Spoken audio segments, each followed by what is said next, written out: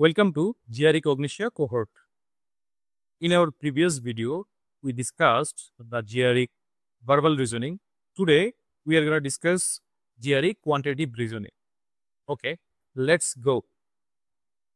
First of all, আমাদের দেখতে হবে যে কোয়ান্টিটেটিভ রিজনিং এ কি কি টপিক থেকে কোয়েশ্চেন আসে। প্রথমত হচ্ছে arithmetic, algebra, geometry and finally data analysis. Okay, এবং অ্যাপ্রক্সিমেটলি অ্যারিথমেটিক থেকে 30%, অ্যালজেব্রা থেকে 30%, জিওমেট্রি থেকে 15% এবং ডেটা অ্যানালাইসিস থেকে 25% কোয়েশ্চেন থাকে। ঠিক আছে, সো আমরা তো জানি যে সেকশন 1 এবং সেকশন 2 দুইটা সেকশনে আসলে আমাদের কোয়ান্টিটেটিভ রিজনিং এবং ভার্বাল রিজনিং দুটোকে ভাগ করা হয়। সেকশন 1 এ আমাদের 12 কোয়েশ্চেন থাকে এবং সেকশন 2 তে হচ্ছে 15 কোয়েশ্চেন থাকবে, যেখানে এই প্যাটার্নের কোয়েশ্চেনগুলো থাকবে। এটা হচ্ছে অ্যাপ্রক্সিমেট ভ্যালু, মানে একদম অ্যাকুরেট না, বাট এর কাছাকাছি।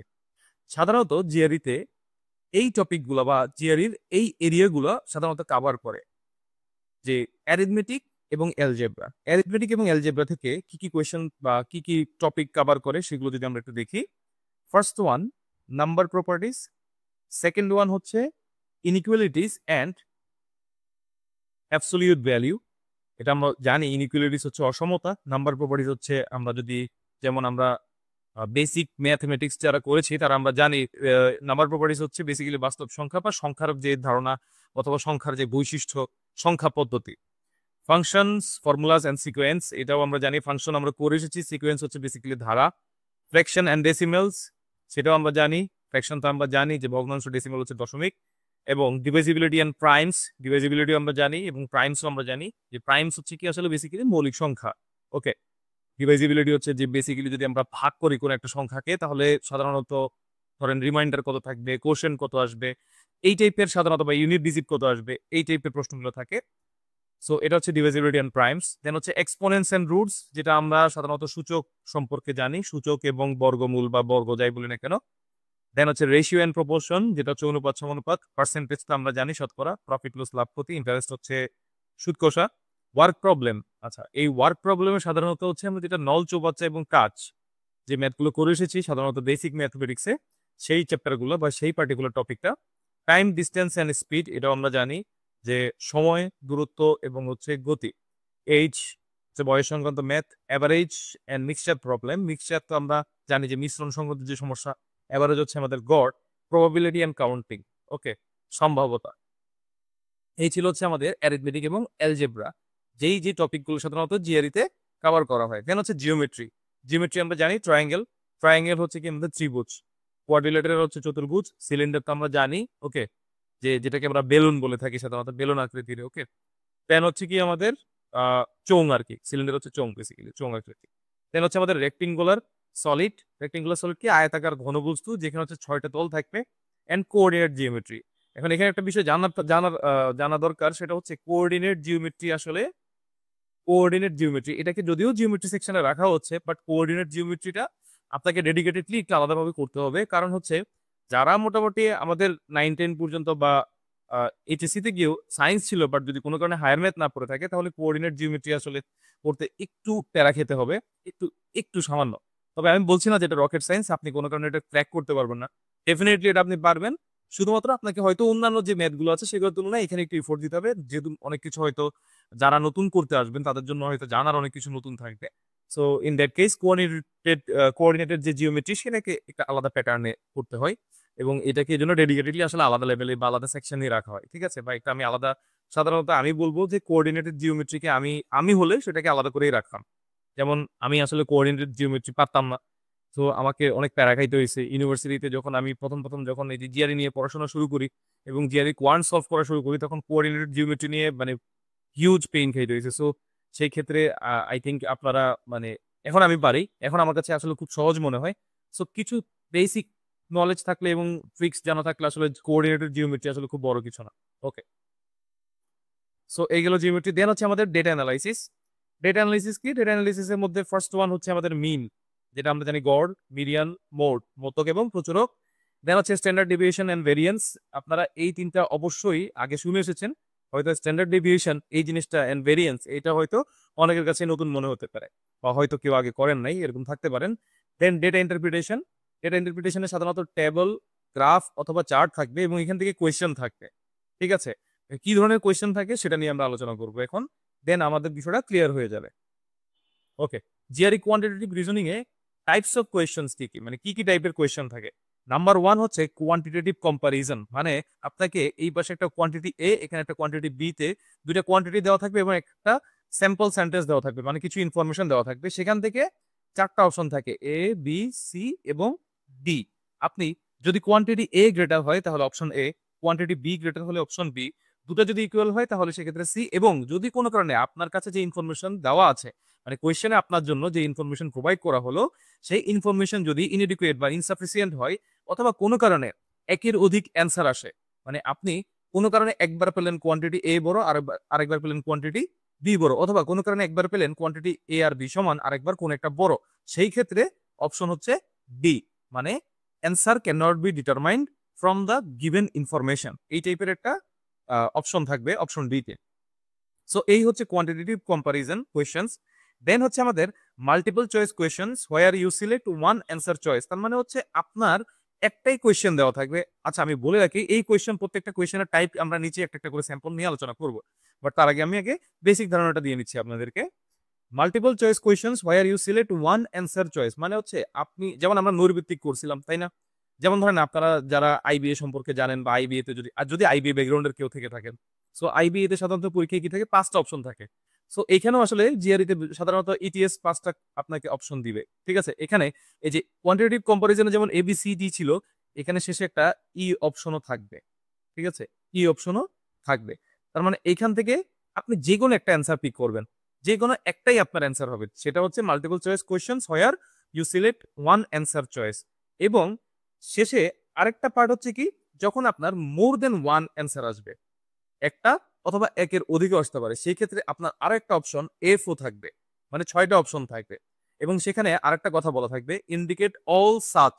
এখন যদি ইন্টিজার হয় তাহলে ইন্টিজার, অ্যান্সার হলে অ্যান্সার, চয়েস হলে চয়েস, এই টাইপের কথা বলা থাকবে, ইন্ডিকেট অল সাচ।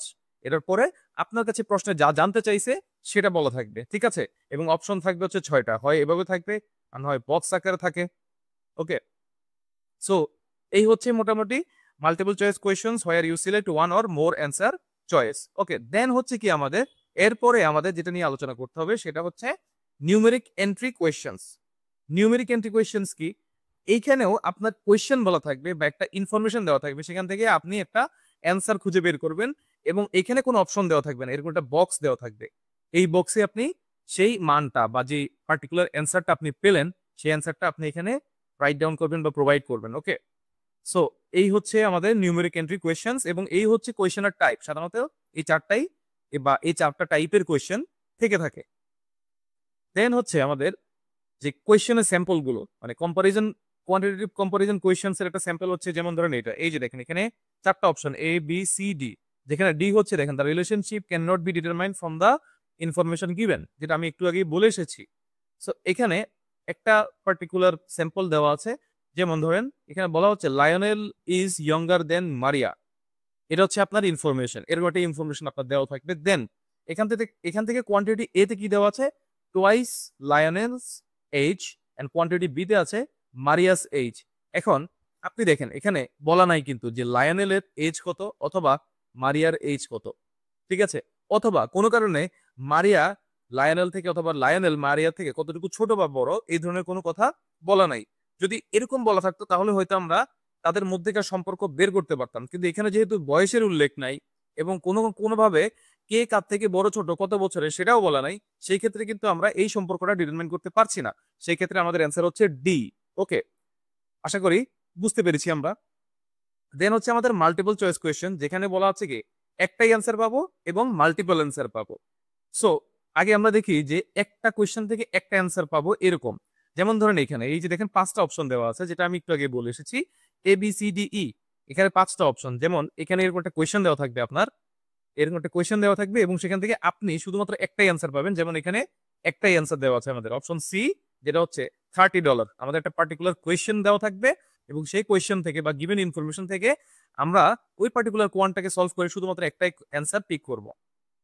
দেন হচ্ছে আমাদের মাল্টিপল অ্যান্সার, যেমন ধরেন এখানে বলা আছে, দেখেন এই যে একটু আগে আমি বলছিলাম যে ইন্ডিকেট অল সাচ ইন্টিজার্স, এখানে আপনাকে ইন্টিজারই চাইছে কোয়েশ্চেনে, মানে আপনার যে বলা আছে কি which of the following integers are multiple of both 2 and 3, মানে 2 এবং 3 এর মাল্টিপল কোন কোন ইন্টিজার গুলো এখানে বলা আছে। সো এই ইনফরমেশনটা দেওয়া আছে এবং আপনাকে শেষে আপনাকে বললো কি ইন্ডিকেট অল সাচ ইন্টিজার্স, মানে শুধুমাত্র একটা অ্যান্সার না, একটা হতে পারে, একের অধিকও হতে পারে। যেমন এখানে হচ্ছে সি, ডি এবং এফ হচ্ছে অ্যান্সার। দেখেন এখানেও কিন্তু 6টা অপশন দেওয়া আছে, যেটা আমি একটু আগে বলে এসেছি যে মাল্টিপল অ্যান্সার হলে সেই ক্ষেত্রে 6টা অপশন থাকবে, ঠিক আছে, যেখানে আমাদের সি, ডি এবং এফ হচ্ছে অ্যান্সার। আশা করি বুঝতে পেরেছি।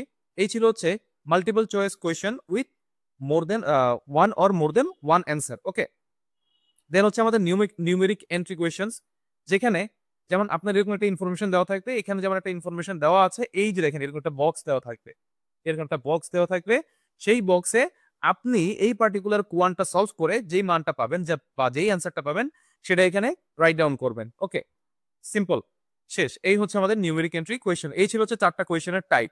ওকে, দেন হচ্ছে আমাদের ডেটা ইন্টারপ্রিটেশন। ডেটা ইন্টারপ্রিটেশনে সাধারণত কি দেওয়া থাকে? আচ্ছা, এটা কিন্তু কোয়েশ্চেনের টাইপ না, এটা হচ্ছে একটা পার্টিকুলার এরিয়া যেটা জিআরই কভার করে, মানে যে টপিকগুলো কভার করে সেই টপিকের মধ্যে একটা হচ্ছে ডেটা ইন্টারপ্রিটেশন, যেটা নিয়ে একটু জাস্ট আপনাদেরকে প্রাথমিক ধারণা দেওয়ার চেষ্টা করছি আমরা। সো ডেটা ইন্টারপ্রিটেশন হচ্ছে যেমন ধরেন এখানে এরকম একটা, এই যে এরকম একটা টেবল বা চার্ট এরকম দেওয়া থাকবে, এবং ধরেন এখানে একটা পাই চার্ট বলা আছে, হ্যাঁ, এই টাইপের গ্রাফ চার্ট এবং গ্রাফও দেওয়া থাকতে পারে। গ্রাফ কিরকম? যেমন ধরেন এরকম একটা এক্স এক্সিস, ওয়াই এক্সিস এরকম দেওয়া আছে, এবং ধরেন এরকম একটা স্ট্রেট লাইন উঠলো, এখানে ধরেন 1 2 3 4 5 এরকম, এখানে 1 2 3 4 5, এখানে পার্টিকুলার কিছু একটা ইন্ডিকেট করলো, এখানে কিছু একটা পার্টিকুলার ইন্ডিকেট করলো। যেমন ধরেন যদি আমি টাইমের কথা বলি, এখানে ধরেন টাইম, হ্যাঁ, এখানে টাইম, এদিকে ধরেন ডিস্টেন্স হিসাব করলাম। ওকে, তাহলে আপনাকে বললো যে এই পয়েন্টে, এই যে এই পার্টিকুলার পয়েন্টে ধরেন এটা হচ্ছে ডি একটা বিন্দু, সেখান থেকে আপনাকে বললো এই ডি বিন্দুতে তার বেগ কত, হ্যাঁ, ভেলোসিটি কত বা স্পিড কত। তখন আপনি কি করবেন? এই দুটো পয়েন্টকে যোগ করবেন, দেখবেন এখানে আসছে সে 20 মিটার, কথার কথা, এন্ড এখানে আসছে মনে করেন 5 সেকেন্ড লাগলো এখানে আসতে, তার তাহলে 5 সেকেন্ডে সে 20 মিটার গেছে। এবং আমরা তো জানি স্পিড সমান কি, স্পিড ইকুয়ালস টু হচ্ছে ডিস্টেন্স বাই টাইম। আপনি যখন এই 20/5 বের করবেন তখন সেটা পেয়ে যাবেন, মানে 4 মিটার পার সেকেন্ড, যেহেতু এখানে ডিস্টেন্সটা মিটারে দেওয়া আছে এবং টাইমটা সেকেন্ডে দেওয়া আছে। সো 4 মিটার পার সেকেন্ড হচ্ছে তার স্পিড। এই হচ্ছে, যেমন ধরেন এরকম প্রশ্ন দেওয়া থাকতে পারে। দেন কোয়ান্টিটেটিভ কম্পারিজনও থাকতে পারে, মানে ডেটা ইন্টারপ্রিটেশন থেকে আপনার যে 4টা কোয়েশ্চেনের টাইপ আছে আমাদের, কি কি ছিল? Quantitative comparison, multiple choice question with one answer, multiple choice question with one or more than one answer, এবং নিউমেরিক এন্ট্রি, যে কোনোটাই থাকতে পারে, অথবা এমনও হতে পারে যে 4টাই কোয়েশ্চেন এরকম থাকতে পারে। সো এইটা হচ্ছে বেসিক্যালি ডেটা ইন্টারপ্রিটেশন। ওকে, সো আশা করি বুঝতে পেরেছি। আমি আবারও বলছি, এরকম গ্রাফ, চার্ট অথবা টেবল দেওয়া থাকবে, সেখান থেকে আপনাকে মান বের করতে হবে, অথবা কম্পারিজন করতে হবে, অথবা আপনাকে নিউমেরিক এন্ট্রি টাইপ কোয়েশ্চেন দেওয়া থাকবে, একটা বক্সে আপনি মান নির্ণয় করে বের করবেন। যেমন ধরেন এখানে যেটা বলা আছে, এই যে এখানে একটা টেবল বা চার্ট দেওয়া আছে, এই চার্টের মধ্যে দেখেন, হ্যাঁ, এটা একটা গ্রাফ আসলে। সো এটাকে বেসিক, এটা হচ্ছে একটা কি ধরনের গ্রাফ? এটা হচ্ছে ডায়াগ্রাম, এবং এটাকে মোস্ট প্রবাবলি বার ডায়াগ্রাম বলে। ওকে, সো এখানে যেমন বলা হচ্ছে কি, যে একটা প্রশ্ন দেওয়া আছে, যেমন ধরুন এই বার ডায়াগ্রাম থেকে, যেমন দেখেন এখানে বলা আছে আমাদের যে 500 ton cargo, average ship carriage হচ্ছে 5 টনস অফ কার্গো, এবং which of the following is the closest to the number of tons cargo is inspected at port T in 1968। যেমন ধরেন এখানে 1968 কথা বলা আছে, এবং যেমন ধরেন আপনি যদি এখানে এই পার্টিকুলার জিনিসটাকে মার্ক করেন, যেমন এটা 4.5, তাই না? দেন এখানে হচ্ছে এটা হচ্ছে 11, 4.5 না সরি, এটা হচ্ছে 5, এবং এটা হচ্ছে 11, 16, এবং এখানে কয়টা, এখানে এখানে হচ্ছে 2টা। যেমন ধরেন এইটা হচ্ছে একটা পার্টিকুলার ডায়াগ্রাম, যার জন্য মানে কোন একটা পার্টিকুলার ইয়ের জন্য সেখানে কে, এটা কাকে কাকে বলতেছে, যেমন ডোমেস্টিক শিপ, আর এখানে হচ্ছে number of ships in thousands. Okay, এখানে ডোমেস্টিক শিপস বাই বলা আছে, ইন্সপেকশন ডোমেস্টিক শিপের। তাহলে ধরেন এইটা একটা শিপের ইয়ে, এটা কারা, এটা হচ্ছে ফরেন শিপ, এবং এই কালোটা হচ্ছে আমাদের ডোমেস্টিক শিপ। ওকে, দেন হচ্ছে আপনি কি করবেন, এই দুইটাকে যোগ করবেন, যোগ করে হচ্ছে 2 দিয়ে ভাগ করবেন, মানে এখানে 11 আসতেছে, এইটা হচ্ছে 11, এবং এইটা হচ্ছে কত, এইটা হচ্ছে 5। তাহলে আমরা যোগ করি 11 + 5 ডিভাইডেড বাই হচ্ছে 2, মানে হচ্ছে এখানে 8 আসবে। ওকে, 8 আসতেছে, তাহলে এখানে থাউজেন্ডে দেওয়া আছে না, থাউজেন্ড, ওকে, ইন থাউজেন্ডস দেওয়া আছে। সো আপনি এখানে যখন ক্যালকুলেট করবেন, মোটামুটি যেমন আমাকে বলে দিছে না 500 টন পর্যন্ত কার্গো কি করে এভারেজে শিপ ক্যারি করে, এখানে এখানে বলছে হচ্ছে ক্লোজেস্ট ওয়ান কত, তাহলে আপনি যদি এই 500 ইন্টু 1000 যদি গুণ করেন, ইন্টু 8 গুণ করেন, হ্যাঁ, সেই ক্ষেত্রে যেমন ধরেন আপনার আসতেছে কত, অ্যান্সার হচ্ছে ডি, 8 মিলিয়ন। ওকে, সো এরকম যেমন প্রশ্ন দেওয়া থাকবে, যেই প্রশ্নের ইনফরমেশন গুলো আপনি এরকম চার্টের থেকে পেয়ে যাবে বা গ্রাফ থেকে পাবেন। যেমন এখানে পাই চার্ট থেকে কোয়েশ্চেন থাকতে পারতো। সো ইন দ্যাট কেস আপনি দেখবেন যে আপনার কি কি ইনফরমেশন দেওয়া আছে পার্টিকুলার গ্রাফে, চার্টে অথবা ট্যাবলে। সো এই গেল হচ্ছে ডেটা ইন্টারপ্রিটেশন। দেন আমাদের কিছু কমন কোয়েশ্চেন আছে, সাধারণত সবারই থাকে। সেটা হচ্ছে কি, ম্যানহাটন 1 to 6 নাকি ম্যানহাটন 5 LP, আপনি কোনটা দিয়ে শুরু করবেন?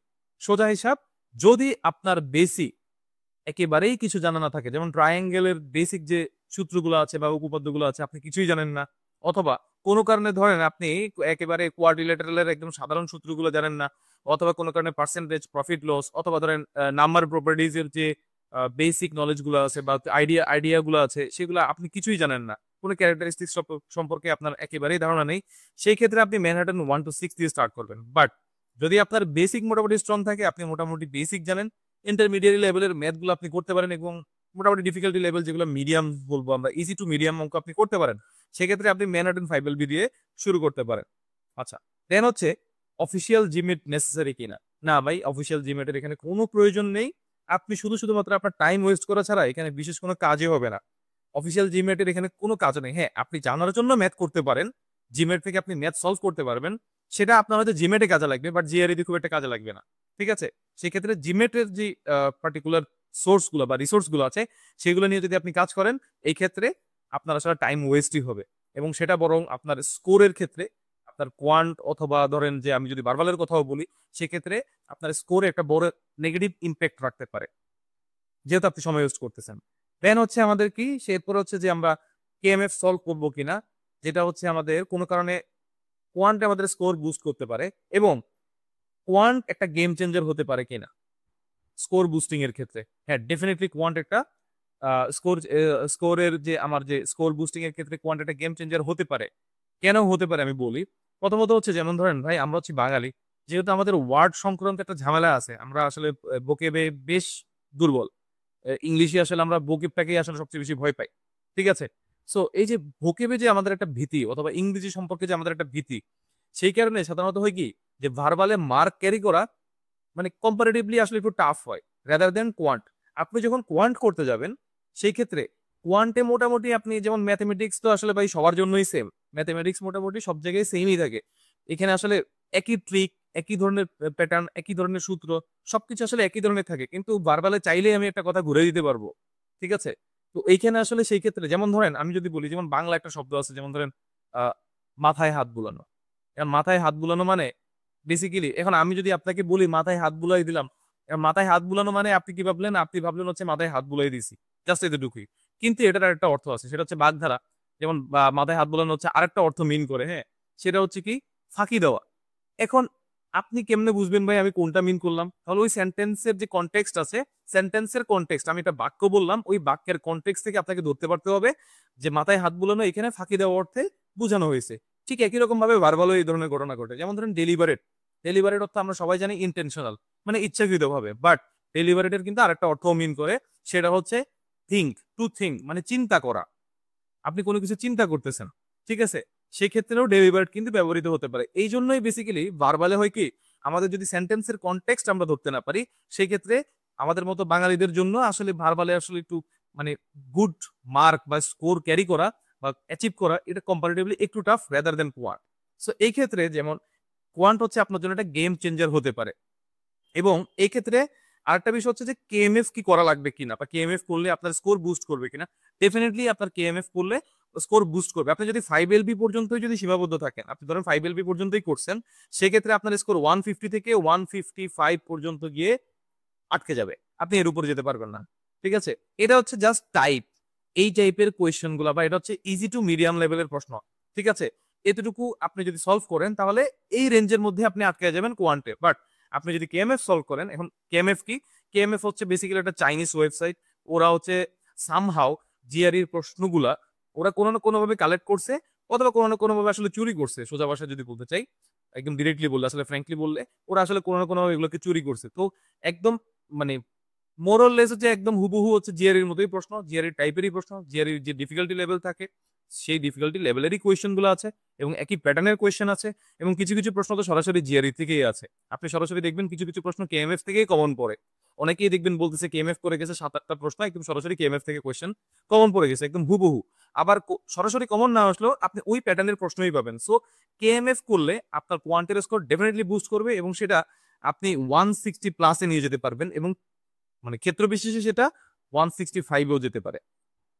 ঠিক আছে, সো কেএমএফ একটা গুরুত্বপূর্ণ রিসোর্স, আপনাকে অবশ্যই কেএমএফ করতে হবে যদি আপনি কোয়ান্টে 160+ থেকে 165 পর্যন্ত স্কোর বুস্ট করতে চান। দেন আরেকটা কথা হচ্ছে, আপনি যদি মাল্টিপল রিসোর্স ইউজ করেন তাহলে আপনার জিআরই স্কোরটা রুইন করবে কিনা। ডেফিনেটলি, যেমন ধরেন আপনি যদি এখন যদি আপনি ধরেন ভার্বাল করবেন, ঠিক আছে, আপনি মনে করেন ভার্বাল করবেন এবং কোয়ান্ট করবেন, তাহলে আপনি কি করতে যাবেন? এখন আপনি ভার্বালের জন্য আপনি কি করলেন? গ্রেগ গ্রেগমেটের থেকে আপনি গ্রেগমেটের ওয়ার্ড গুলোও পড়লেন, আপনি মাগুসের গুলোও পড়লেন, হ্যাঁ। দেন হচ্ছে আপনি কি করলেন, এরপর আছে কাপলানের আছে, হ্যাঁ, আপনি কাপলানও পড়লেন। এরপরে আপনি আরো ম্যানহাটনের আছে, ম্যানহাটনও পড়লেন। তারপরে আপনি ওয়ার্ড স্মার্ট 1-2 পড়লেন। হ্যাঁ, এরকম করে করে আপনি কি করলেন যে সবগুলো আপনি একদম সর্বে সর্ব হইতে চাইলেন, তাহলে কি করবে? অ্যাকচুয়ালি আপনার টাইম ওয়েস্ট হবে এবং মোটামুটি দেখা যায় কি আপনার সবগুলো রিসোর্সেই মোরলেস সিমিলার ওয়ার্ডই থাকে, কিছু ব্যতিক্রম থাকে, আমি বলবো না যে একেবারে সব সেম, কিছু ব্যতিক্রম থাকে। তবে আপনি যদি সবগুলো রিসোর্স কভার করতে চান ডেফিনেটলি আপনার টাইম ওয়েস্ট হবে এবং একটা রিসোর্স পড়তে, এবং সাধারণত কিন্তু একটা কথা বলা হয় যে আপনি 10টা রিসোর্স পড়ার চেয়েও একটা রিসোর্স 10 বার পড়েন, সেটা বরং আপনার বেশি কাজে দিবে।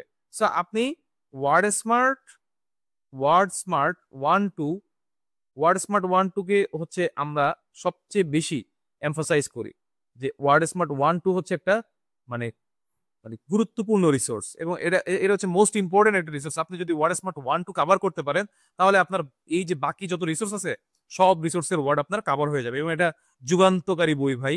মানে রবিনসন আসলে খাইয়া না খাইয়া একটা বই লিখছে, অসাধারণ। সো এখন যেমন ধরেন আপনি ওয়ার্ড স্মার্ট 2 পড়লেন, এবার আপনি গ্রেগমেটেরও ওয়ার্ড গুলো পড়লেন, দেন হচ্ছে আপনি মাগুসের যে 1400 আছে সেগুলোও পড়লেন, তাহলে আপনার টাইম ওয়েস্টই হবে অ্যাকচুয়ালি। এখানে আসলে বিশেষ কোনো ফায়দা হবে না, আপনি বরং লুজার হবেন। সেক্ষেত্রে আপনার স্কোর রুইন করতে পারে। আপনি শুধুমাত্র ভার্বাল পড়তে গিয়ে বকেবি পড়ে পড়ে সময় দিয়ে দিলেন ভাই, আপনি টিসি পড়লেন না, আপনি এসি পড়লেন না, আপনি আরসি পড়লেন না, আপনি সিআর পড়লেন না, তাহলে কি হইলো ভাই? কোনো লাভই নাই। ঠিক আছে, সো আপনাদেরকে যেটা চেষ্টা করতে হবে সেটা হচ্ছে একটা রিসোর্সে স্ট্রিক্ট থাকা।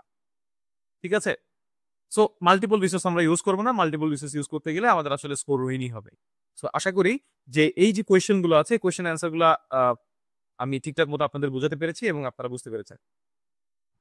দেন হচ্ছে আমাদের স্টাডি ম্যাটেরিয়াল, অলরেডি আসলে এগুলো নিয়ে কথা বলা হয়ে গেছে, তারপর আমি বলতেছি যারা একেবারে বেসিক থেকে স্টার্ট করতে চান, একেবারে বেসিক কোয়ান্টের ক্ষেত্রে, সেই ক্ষেত্রে আপনি যেটা স্টার্ট করতে পারেন সেটা হচ্ছে ম্যানহাটনের ম্যানহাটনের আপনি 1-6 দিয়ে স্টার্ট করতে পারেন। দেন আপনি যদি ইন্টারমিডিয়ারি লেভেলে যান, ওকে, ইন্টারমিডিয়ারি যান, তাহলে সেক্ষেত্রে ম্যানহাটন 5 LB দিয়ে স্টার্ট করতে পারবেন। এবং দেন যদি আপনি অ্যাডভান্সড লেভেলে যান, অ্যাডভান্সড, এই ক্ষেত্রে আপনি তখন কেএমএফ সলভ করবেন। কেএমএফ এর যে রিসোর্স গুলো আছে সেগুলোকে সলভ করে করে যাবেন। এবং আরেকটা বিষয় হচ্ছে জিওমেট্রি। জিওমেট্রিতে আপনার জন্য গুরুত্বপূর্ণ একটা রিসোর্স হতে পারে হচ্ছে নোভা জিআরইর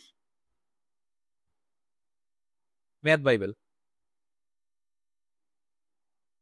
আপনি নোভা জিআরইর ম্যাথ বাইবেল থেকে শুধু এবং শুধুমাত্র এই জিওমেট্রি সেকশনটা করতে পারেন, সেটা আপনার জন্য খুবই হেল্পফুল একটা পার্ট হতে পারে। ওই পুরো বই সলভ করার প্রয়োজন নেই, ওই পুরো পুরো বই আপনার বিশেষ কোনো কাজে আসবে না, বাট জিওমেট্রি সেকশনটা আপনার জন্য বেশ হেল্পফুল হবে। ঠিক আছে, তো এই ছিল হচ্ছে মোটামুটি স্টাডি ম্যাটেরিয়াল এবং এই ছিল কোয়ান্টিটেটিভ রিজনিং সংক্রান্ত আলোচনা। আশা করি এই ইনফরমেশন গুলো আপনাদের কাজে লাগবে এবং আপনারা যারা একেবারেই জিআরইর বেসিক তথ্য নিতে চাচ্ছেন, আশা করি আপনাদের জন্য আমরা যা প্রেজেন্ট করার চেষ্টা করেছি আপনাদের জন্য বিষয়টা আন্ডারস্ট্যান্ডেবল ছিল। সো পরবর্তীতে আমরা যে ভিডিওটা নিয়ে আসবো সেটা হচ্ছে জিআরইতে স্কোরিং কিভাবে করা হয় এবং স্কোরিং এর যে চার্টটা আছে সেটা আমরা এক্সপ্লেন করব। সো ততক্ষণ পর্যন্ত সবাই ভালো থাকবেন, ধন্যবাদ সবাইকে।